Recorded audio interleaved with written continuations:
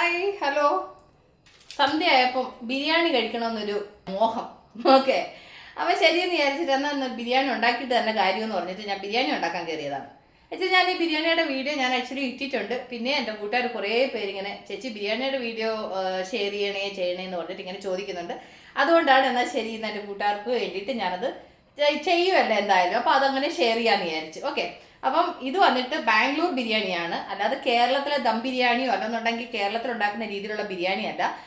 പിന്നെ ഞാൻ ഈ ബിരിയാണി ഉണ്ടാക്കി കഴിഞ്ഞപ്പം കുറേ കമൻറ്റുകൾ ആൾക്കാർ പറഞ്ഞു ഇതെന്നാ മഞ്ഞച്ചോറാണോ ഇതിൻ്റെ കൂടെ അത് എന്തൊക്കെയോ കമൻറ്റുകൾ പറഞ്ഞു. പക്ഷേ അത് വെച്ച് നോക്കാതെ ഇതിനെപ്പറ്റി കമൻറ്റ് പറയുന്നവരെ കുറിച്ച് ഓർക്കുമ്പോൾ എനിക്ക് ഭയങ്കര ഒരു സഹതാപം തോന്നുന്നുണ്ട്. കാരണം വെച്ചാൽ ഈ ബിരിയാണി എന്ന് പറഞ്ഞു കഴിഞ്ഞാൽ അത്ര ടേസ്റ്റി ആയിട്ടുള്ള ബിരിയാണിയാണ്. കാരണം വെച്ചാൽ ആ ചോറിനകത്ത് ഫുള്ള് മസാലയൊക്കെ പിടിച്ചിട്ട് നമ്മൾ ആ ബിരിയാണി കഴിക്കുന്നതും ഈ ദം ബിരിയാണി കഴിക്കുന്ന തമ്മിൽ വ്യത്യാസമാണ്. എനിക്ക് ഈ ദം ബിരിയാണി അതുപോലെ തന്നെ ഈ മന്തി എനിക്ക് അങ്ങനത്തെ സംഭവങ്ങളൊന്നും എനിക്ക് വലിയ പ്രിയമല്ല കേട്ടോ. ഞാൻ എൻ്റെ ഇത് പറയുമല്ല, എനിക്ക് ഈ ബിരിയാണി വിട്ടിട്ട് വേറെ ഏത് ബിരിയാണി കഴിച്ചാലും ഞാൻ അത്ര ഒരു സംതൃപ്തിയല്ല. ഈ ബിരിയാണി എന്ന് പറഞ്ഞു കഴിഞ്ഞാൽ അതിനകത്ത് ചോറിനകത്ത് ഈ മസാല എല്ലാം പിടിച്ചിരുന്ന് നമ്മളത് കഴിക്കുമ്പോൾ വേറെ ടേസ്റ്റാണ്. ഓക്കെ, അപ്പോൾ ഞാൻ ഇതിനെപ്പറ്റി പറഞ്ഞതിൻ്റെ കാര്യം എന്ന് വെച്ചാൽ അങ്ങനെ കുറേ കമൻറ്റുകൾ വന്നതുകൊണ്ട് അതിനെപ്പറ്റി പറഞ്ഞതാണ്. അപ്പോൾ ഞാൻ ബിരിയാണി കഴിക്കണം തോന്നിയുണ്ട് പിന്നെ ഞാൻ അടുക്കളയിലോട്ട് കയറി എളുപ്പം ഞാൻ സവാള, ഇഞ്ചി, വെളുത്തുള്ളി പേസ്റ്റ്, പച്ചമുളക്, തക്കാളി, പുതിന, മല്ലിയില എല്ലാം ക്ലീൻ ചെയ്ത് കഴുകി എല്ലാം റെഡിയാക്കി വെച്ചിട്ടുണ്ട്. അപ്പം ചിക്കൻ ഒരു കിലോളം ചിക്കൻ കാണുമായിരിക്കും. ഓക്കെ, അപ്പോൾ ഞാൻ എന്നാൽ ശരി ഇന്ന് അതെല്ലാം കഴുകി ബോക്സിനകത്താക്കി വെച്ചേക്കുക. അപ്പോൾ എല്ലാം റെഡിയുണ്ട്. അപ്പം പെട്ടെന്ന് നമുക്ക് ഈസി ആയിട്ട് ബിരിയാണി ഉണ്ടാക്കാൻ പറ്റും. അപ്പോൾ ഞാൻ ആദ്യം ചിക്കനുള്ള മസാലകളെല്ലാം തയ്യാറാക്കി ചിക്കൻ ഇത് ചെയ്ത് വെച്ചിട്ട് പിന്നാണ് അരി വറക്കുന്നത്.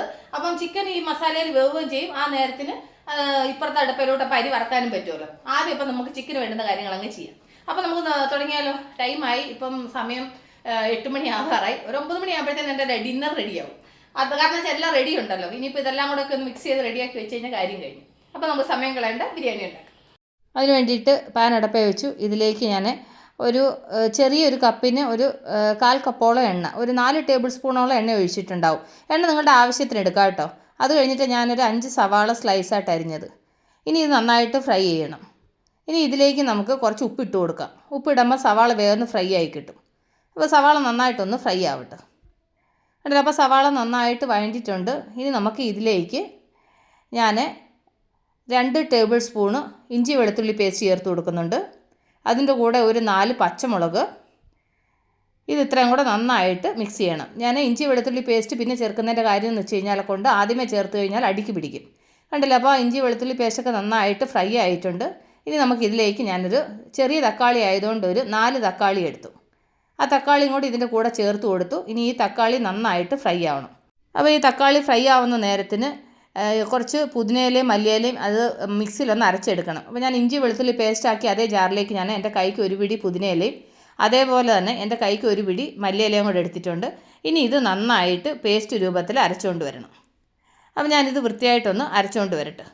നല്ല നൈസായിട്ട് അരയ്ക്കണം. ഒരല്പം വെള്ളം ഒഴിച്ചിട്ട് അരച്ചാൽ മതി. അപ്പോൾ ഞാൻ ഇച്ചിരി വെള്ളം ഒഴിച്ചിട്ട് ഇത് അരച്ചുകൊണ്ട് വന്നിട്ടുണ്ട്. അപ്പോൾ ഇത് ഇവിടെ ഇരിക്കട്ടെ. ഞാൻ തക്കാളി വഴറ്റാനിട്ട് തക്കാളി നന്നായിട്ട് വഴണ്ടിയിട്ടുണ്ട്. ഇനി നമുക്ക് ഇതിലേക്ക് മസാലകൾ ചേർത്ത് കൊടുക്കണം.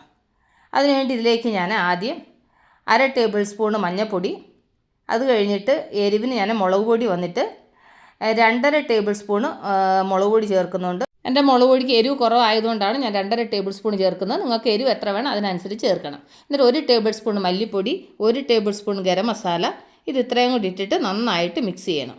ഈ മസാലയുടെ പച്ചമണമൊക്കെ പോയിട്ട് നന്നായിട്ട് മിക്സ് ആവണം. അപ്പം പച്ചമണമൊക്കെ പോയി മസാല നന്നായിട്ട് മിക്സ് ആക്കിയിട്ടുണ്ട്. ഇനി നമുക്ക് ഇതിലേക്ക് പുതിനയും മല്ലിയിലയും കൂടെ അരച്ച് വെച്ചിട്ടുണ്ടല്ലോ, അതും കൂടി ഇതിൻ്റെ കൂടെ നമുക്ക് ചേർത്ത് കൊടുക്കാം. എന്നിട്ട് ഇതും നന്നായിട്ട് ഡ്രൈ ആവണം. പുതിനയിലയും മല്ലിയിലയും നന്നായിട്ട് ഫ്രൈ ആയി അതിൻ്റെ പച്ചമണമൊക്കെ പോയിട്ട് നന്നായിട്ട് ഡ്രൈ ആവണം. കണ്ടില്ല, അപ്പോൾ അത് എത്ര പെട്ടെന്ന് അത് ഡ്രൈ ആയി നോക്കിയേ. അപ്പോൾ നമ്മളുടെ മസാല റെഡിയുണ്ട്. ഇതിലേക്ക് ചിക്കൻ ഇട്ട് കൊടുക്കാം. ഇനി ഈ ചിക്കന് ഈ മസാലയുടെ കൂടെ നന്നായിട്ട് മിക്സ് ചെയ്യുക. ഇത് മിക്സ് ചെയ്തതിന് ശേഷം ഇതിൻ്റെ കൂടാണെന്നുണ്ടെങ്കിൽ നമുക്ക് കുറച്ച് തൈര് ചേർത്ത് കൊടുക്കണം. ഞാൻ ഇപ്പോൾ ഒരു ചെറിയ കപ്പിന് ഒരു 1/2 കപ്പ് തൈര് ഇതിൻ്റെ കൂടെ ചേർക്കുന്നുണ്ട്. ഞാനിപ്പോൾ ആ തൈര് എടുത്തൊന്ന് ഉടച്ചെടുത്തതാണ്. ഞാനൊരു 1/2 കപ്പോളം ചേർത്ത് കേട്ടോ. നിങ്ങൾക്ക് പുളിക്കനുസരിച്ചിട്ട് ചേർക്കണം. എനിക്കിപ്പോൾ ഈ തൈരിന് ഇച്ചിരി പുളി കുറവായതുകൊണ്ട് ഞാൻ അതിനനുസരിച്ചിട്ട് എടുത്തത് കേട്ടോ. എന്നിട്ട് അത് നന്നായിട്ട് മിക്സ് ചെയ്യുക. മിക്സ് ചെയ്തിട്ട് നമുക്കിതൊന്ന് അടച്ച് വെച്ചിട്ട് ഒരു 10-15 മിനിറ്റ് ഇത് നന്നായിട്ട് വേവിക്കണം. ആ ചിക്കൻ്റെ വെള്ളമൊക്കെ ഇറങ്ങി നന്നായിട്ട് അത് ഫ്രൈ ആവണം. അപ്പം ചിക്കൻ മസാല എല്ലാം റെഡിയാക്കി അടച്ച് വേവാൻ വെച്ചിട്ടുണ്ട്. ഞാൻ ആ നേരത്തിന് അരി നന്നായിട്ട് കഴുകി ഡ്രൈ ആക്കി വെച്ചിട്ടുണ്ട്. ഇനി അരി ഒന്ന് വറക്കണം. ആ നേരത്തിന് ചിക്കൻ നന്നായിട്ട് വേവുകയും ചെയ്യും. അതുകൊണ്ടാണ് ഞാൻ ഇതിങ്ങനെ കഴുകി മാറ്റി വെച്ചത്. അതിൻ്റെ പണി കഴിഞ്ഞിട്ട് ഇത് ചെയ്യാമെന്ന് വിചാരിച്ചു. ബിരിയാണി റെഡിയായി. ഇനി വലിയ പണിയൊന്നും ഇല്ല കേട്ടോ, സിമ്പിളാണ്. ഓക്കെ, അപ്പോൾ ഞാനിതെല്ലാം കഴുകി വെച്ചിട്ടുണ്ട്. എൻ്റെ കൂട്ടുകാർ എപ്പോഴും ചോദിക്കാറുണ്ട് ഇതിന് ഏത് അരിയാണ് ബീന യൂസ് ചെയ്യുന്നതെന്നൊക്കെ. ഞാൻ സോണാ മസൂരി അരിയാണ് യൂസ് ചെയ്യുന്നത്. ഞാൻ ചോറ് വെക്കുന്നതും പിന്നെ എന്നാ പറയുന്നത് ബിരിയാണി ഉണ്ടാക്കുന്നതും ഗീ റൈസ് ഉണ്ടാക്കുന്നതും എല്ലാം ഞാൻ ഈ അരിക്കകത്ത് തന്നെ ഉണ്ടാക്കുന്നത്. എനിക്കിത് ഇഷ്ടമാണ്. അത് കാരണം ഇത് ചെറിയ അരി ആയതുകൊണ്ട് ഈ അരിയാണ് ഞാൻ യൂസ് ചെയ്യുന്നത്. ഓക്കെ, അപ്പം ഞാൻ ബിരിയാണി ഉണ്ടാക്കുന്ന ഈ അരിയാണ്. അപ്പം അറിയാത്തവർക്ക് വേണ്ടി പറഞ്ഞതാണ്. അപ്പോൾ ഞാൻ 3.5 ഗ്ലാസ് അരി എടുത്തിട്ടുണ്ട്. 1 കിലോ ചിക്കനാണ് എടുത്തേക്കുന്നത്. എനിക്ക് തോന്നി ചിക്കനെ കട്ടിച്ച് ചോറിച്ചിരി കൂടുതലായിരിക്കും നിൽക്കുന്നത്. കാരണം ഞാൻ ഇന്ന് ഇച്ചിരി അരി കൂടുതൽ എടുക്കേണ്ട കാര്യം വെച്ച് കഴിഞ്ഞാൽ അപ്പോൾ നാളെ എനിക്ക് ഇവർക്ക് ഓഫീസിൽ കൊടുത്തു വിടാനും സ്കൂളിൽ കൊടുത്തു വിടാനും ഒക്കെ ഇതങ്ങ് അഡ്ജസ്റ്റ് ആവുമല്ലോ എന്ന് വിചാരിച്ചിട്ട്. കാരണം രാത്രിയിൽ അധികം ആരും കഴിക്കത്തില്ല. അപ്പോൾ രാവിലത്തെ നാളെ ഉച്ചക്കലത്തെ കാര്യം കൂടെ അങ്ങ് നടക്കുമല്ലോ എന്ന് വിചാരിച്ചിട്ടാണ് അപ്പോൾ രാത്രി എന്നാൽ ബിരിയാണി ആക്കാം എന്നുള്ളൊരു ഐഡിയ വന്നത്. ശരി വിചാരിച്ചിട്ട് അപ്പം ചിക്കൻ വേവുന്നുണ്ട്. അപ്പോൾ നമുക്ക് ഇതിന് വറുത്തെടുക്കാം കേട്ടോ. അതിനുവേണ്ടി ഞാൻ ചീനിച്ചിട്ട് അടപ്പേ വെച്ചു. ഇതിലേക്ക് ഞാൻ കുറച്ച് നെയ്യ് ഒഴിച്ചു കൊടുക്കുന്നുണ്ട്.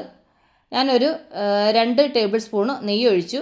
എന്നിട്ട് അതിലേക്ക് കുറച്ച് കറുവപ്പട്ട, ഗ്രാമ്പൂ, ഏലയ്ക്ക, നിങ്ങളുടെ മസാല ഏതൊക്കെ ഉണ്ട് അതെല്ലാം ഇതിൻ്റെ കൂടെ ചേർക്കാം കേട്ടോ. എന്നിട്ട് അതിൻ്റെ കൂടെ 2-3 ബിരിയാണി ഇലയും കൂടി ഇട്ടിട്ടുണ്ട്. എന്നിട്ട് ഞാനാണെങ്കിൽ അതിൻ്റെ കൂടെ കുറച്ച് ഉണക്കമുന്തിരിങ്ങയും കൂടെ ചേർത്ത് കൊടുക്കുന്നുണ്ട്. എനിക്ക് ഈ ചോറിൻ്റെ കൂടെ കുറച്ച് ഉണക്കമുന്തിരിങ്ങ കഴിക്കുന്നത് ഇഷ്ടമാണ്, അതുകൊണ്ടാണ് കേട്ടോ. അതിൻ്റെ കൂടെ വേണമെങ്കിൽ അണ്ടിപ്പരിപ്പുണ്ടെങ്കിൽ അതും ചേർക്കാം. ഞാനിപ്പം കുറച്ച് മുന്തിരിങ്ങ മാത്രമേ ചേർത്തിട്ടുള്ളൂ. ഇനി അത് നന്നായിട്ടൊന്ന് ഫ്രൈ ചെയ്യണം. ഇത് ഫ്രൈ ആയതിനു ശേഷം നമ്മൾ കഴുകി വെള്ളം കളഞ്ഞ് വെച്ചേക്കുന്ന അരി ഉണ്ടല്ലോ, അത് ഈ നെയ്യിലേക്ക് ഇട്ടിട്ട് ഇനി ഇത് നന്നായിട്ട് ഫ്രൈ ചെയ്തെടുക്കണം. ഇതിൻ്റെ വെള്ളത്തിൻ്റെ അംശമൊക്കെ പോയിട്ട് ഈ അരി നന്നായിട്ട് ഫ്രൈ ആവണം. അപ്പോൾ നമുക്ക് ഈ അരി നന്നായിട്ടൊന്ന് ഫ്രൈ ചെയ്തെടുക്കാം. കണ്ടില്ല, അപ്പോൾ അരി നന്നായിട്ട് ഫ്രൈ ആയിട്ടുണ്ട്. വെള്ളത്തിൻ്റെ അംശമൊക്കെ പോയി നന്നായിട്ട് ഫ്രൈ ആയിട്ടുണ്ട്. ഇനി ഇത് വിടിരിക്കട്ട്. അത് കഴിഞ്ഞിട്ട് നമ്മൾ ചിക്കന് മസാലയൊക്കെ ചേർത്ത് വെച്ചിട്ട് ഒരു 10-20 മിനിറ്റോളം ആയി. അപ്പം ചിക്കൻ നന്നായിട്ട് വെന്തിട്ടുണ്ട്. നമുക്കിതൊന്ന് ഇളക്കി കൊടുക്കാം. കണ്ടില്ലേ, ചിക്കന് നന്നായിട്ട് വെന്തു. അതിനകത്ത് നമ്മളിങ്ങനെ തവി കൊണ്ട് ഇളക്കുമ്പോഴേ അത് പൊടിയുന്നുണ്ട്. ഓക്കെ, ഇനി എന്നാ ചെയ്യണമെന്ന് വെച്ച് കഴിഞ്ഞാൽ കൊണ്ട് ഞാൻ ഇന്നൊരു വെറൈറ്റി ടൈപ്പ് ചെയ്യാമെന്ന് വിചാരിക്കുകയാണ്. അപ്പോൾ ഇതിൽ നിന്ന് വലിയ പീസ് ചിക്കനെല്ലാം ഇനി പറക്കി മാറ്റാമെന്ന് വിചാരിച്ചു. ചെറിയ ചെറിയ ചിക്കൻ പീസൊന്നും മാറ്റുന്നില്ല. വലിയ വലിയ പീസ് ചിക്കനുള്ള പീസൊക്കെ ഞാൻ സെപ്പറേറ്റ് മാറ്റി. എന്നിട്ട് ആ വറുത്ത് വെച്ച അരി ആ മസാലയുടെ കൂടെ ചേർത്ത് കൊടുത്തു. എന്നിട്ട് ഇനി ഈ മസാല അരിയും കൂടെ നമുക്ക് നന്നായിട്ടൊന്ന് മിക്സ് ചെയ്തെടുക്കാം. ഉണ്ടല്ലോ, അപ്പം അരിയും മസാലയും കൂടെ നന്നായിട്ട് മിക്സായി.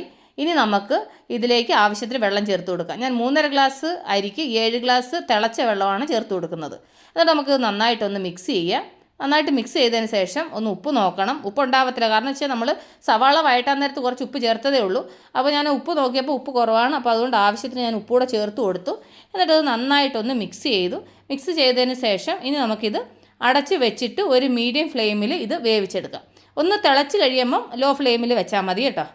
അപ്പോൾ ഇത് നമുക്ക് അടച്ച് വെക്കാം. അപ്പോൾ അത് അവിടെ ഇരുന്ന് വേവിട്ട് ഈ ചോറ് അവിടെ വേവുന്ന നേരത്തിന് ഞാൻ ഇപ്പുറത്തെ അടപ്പയിലോട്ട് ചീനിച്ചട്ടി വെച്ചിട്ട് ഇതിലേക്ക് ഞാൻ കുറച്ച് എണ്ണ ഒഴിക്കുന്നുണ്ട് കേട്ടോ, ഒരുപാട് എണ്ണ ഒഴിക്കുന്നില്ല. എന്നിട്ട് നമ്മൾ മസാലയ്ക്കകത്ത് നിന്ന് സെപ്പറേറ്റ് എടുത്ത് വെച്ച ചിക്കൻ ഉണ്ടല്ലോ, അത് ഈ എണ്ണയിലോട്ട് ഇട്ട് കൊടുക്കുന്നുണ്ട്. എന്നിട്ട് ഇത് നമുക്ക് എണ്ണയിലിട്ടിട്ട് നന്നായിട്ടൊന്ന് ഡ്രൈ ആക്കി എടുക്കാം. ഇങ്ങനെ നമ്മൾ ഡ്രൈ ആക്കിയിട്ട് നമ്മൾ ചോറിൻ്റെ കൂടെ ചേർക്കുമ്പോൾ ഉണ്ടല്ലോ അതിന് പ്രത്യേക ഒരു ടേസ്റ്റ്. കണ്ടില്ല, അപ്പോൾ നന്നായിട്ട് ഡ്രൈ ആയി. ഇനി നമുക്ക് ബിരിയാണി ചോറ് റെഡി ആയിട്ടുണ്ട്. ഇതിലേക്ക് നമുക്ക് ഈ ഫ്രൈ ചെയ്ത് വെച്ച ചിക്കൻ പീസ് വെച്ച് കൊടുക്കണം. അത് ഞാൻ എന്നാ ചെയ്യണമെന്ന് വെച്ച് കഴിഞ്ഞാൽ കൊണ്ട് ആദ്യം ഇതൊന്ന് മിക്സ് ചെയ്തിട്ട്, ഇതിപ്പം ഫുള്ള് ഡ്രൈ ആയിട്ടില്ല, ഒരു അല്പം വെള്ളത്തിൻ്റെ ഒരു അംശമുണ്ട്. ഈ ഒരു സ്റ്റേജ് ആവുന്ന സമയത്താണ് ഞാൻ ഈ ഫ്രൈ ചെയ്ത ചിക്കന് ഇങ്ങനെ ഓരോരോ ലെയർ ആക്കിയിട്ട് ഞാൻ ഇതിലേക്ക് ചിക്കൻ വെച്ച് കൊടുക്കുന്നത്. അപ്പോൾ നമുക്ക് ഇങ്ങനെ ഓരോ ലെയർ ആക്കിയിട്ട് ഈ ഫ്രൈ ചെയ്ത ചിക്കൻ ഇങ്ങനെ വെച്ചിട്ട് ആ ചോറ് കൊണ്ടങ്ങ് ക്ലോസ് ചെയ്യാം. അങ്ങനെ ഇത് ചെയ്തതിന് ശേഷം കുറച്ച് നേരം അങ്ങനെ അടച്ച് വെച്ചിട്ട് നമ്മൾ ഒന്നുകൂടെ ഒന്ന് ഡ്രൈ ആക്കുമ്പോഴത്തേന് ആ ചിക്കൻ്റെ മസാലയെല്ലാം പിന്നെ ചോറിനകത്ത് പിടിക്കുകയും ചെയ്യും.